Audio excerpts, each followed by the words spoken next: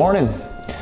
Didn't see you there. I'm just staring at this Kickstarter shaft. After about 2 hours of beating on it, I was about to pull out the Dremel and cut the thing in half, but then I looked at the prices of these things on eBay. So I'm gonna keep beating on it.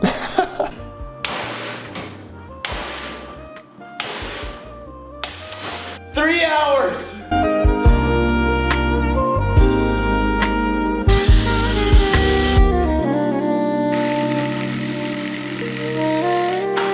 Oh my God, that's full body weight. Oh, and cracked the clutch hub. Somebody hit this thing with the air impact when they put it on.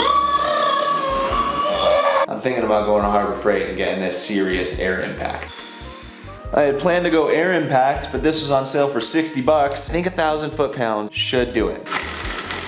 There it goes. Once I finally got that clutch hub nut removed, the rest of the engine disassembly went very smoothly. Again, my entire reason for splitting these cases was to clean out the nasty coolant mixture that had made its way into the crankcase from what I believe is a warped cylinder, but this gave me the opportunity to inspect those bearings, inspect the seals, and make sure that everything was good to go, including the transmission.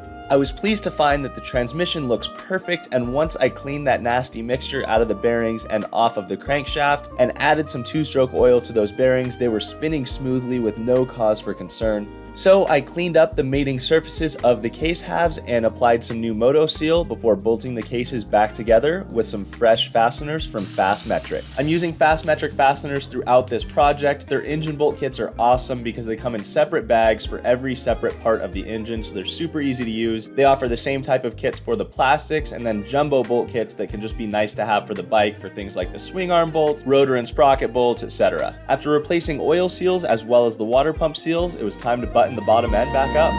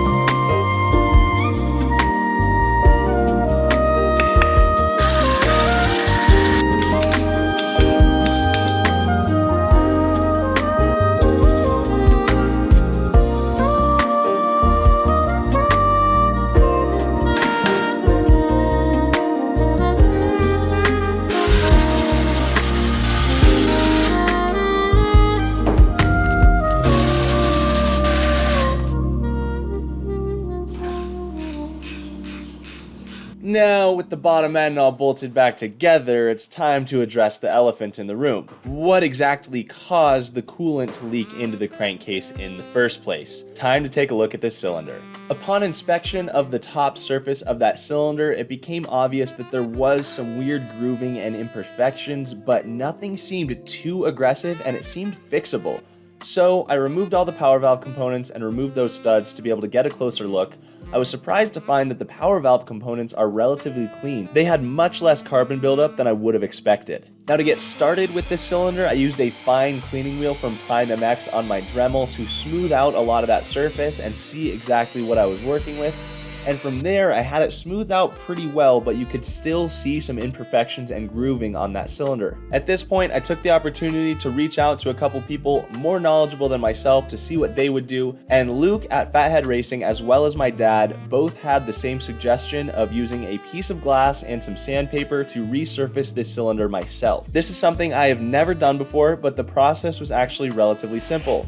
I bought some cheap glass at Ace Hardware and some sandpaper, created myself a block, and bolted it to my bench. I wet sanded using soap and water and continually checked the surface to see how my progress was, and luckily I bought 2 pieces of glass. I didn't realize how thin this was before I showed up to the store and figured it might break. I did end up breaking 1 piece of glass, but I set up the second one in the same manner, and I ended up getting this cylinder to look perfect on the surface. At this point, I finally had enough confidence in the cylinder to put it all back together, so I reinstalled those cylinder studs using the double nut method, All you do for that is tighten 2 nuts on top of each other, which allows you to actually tighten the stud into the cylinder using the top nut, and then you remove both of them using 2 wrenches. This intake manifold had some cracking on the outside, but no signs of deterioration on the inside, and the rubber actually still felt pretty solid, so I felt okay about applying some silicone to fix this. Depending on the severity of that deterioration, oftentimes I would replace that intake manifold. I will say one factor on this project was that they are $100 for this bike. I took a moment to assess what I would do if I planned on putting tons of hours on this bike, and I would feel perfectly confident in running this with silicone on the intake manifold. So I did what any good mechanic would do and jammed out to some Rihanna while I applied the silicone. And you got me like now.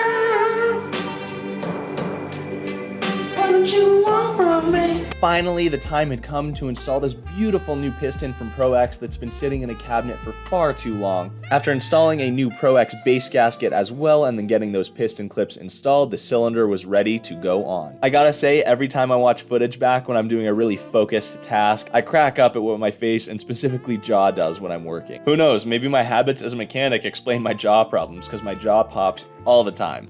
But beside the point, we got the cylinder bolted on, made sure that piston moved up and down smoothly, and then torqued down that head, and the engine was ready to go. Of course, time will tell once I get coolant flowing through this thing to find out if I actually resolved the issue, but based on what I did to the cylinder, I'm feeling pretty confident that this engine is going to run. I loaded this 20-year-old powerhouse up with some fresh oil, and it was time to drop it back in the frame.